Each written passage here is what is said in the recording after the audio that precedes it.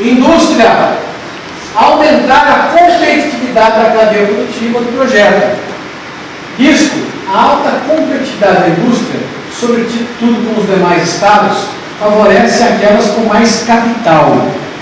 Isso põe em risco a sobrevivência da indústria local. Então essa guerra, se ela já é forte em todos os setores, a indústria então nem se fala. Porque a indústria é o setor mais avançado em termos de marketing. Então essa navegação dos produtos entre estados é a coisa mais fácil que tem. Né? Foco estratégico, canais de distribuição e acessibilidade, lucratividade e liquidez. Geralmente o pessoal da indústria tem que ver primeiro isso e depois outras coisas que eles querem. Contextualização, fazer com que os concorrentes atuem em conjunto em determinadas áreas. O pessoal da indústria, como outros segmentos, também é difícil atuar em conjunto. Mas existem áreas que isso é possível.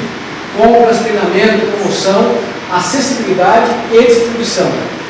É um desafio a ser vencido para que a indústria local consiga ter essa competitividade.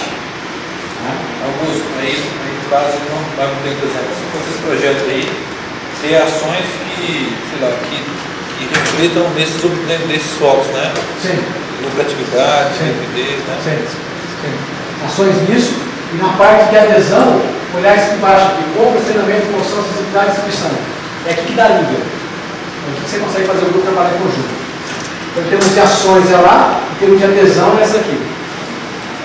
Tá?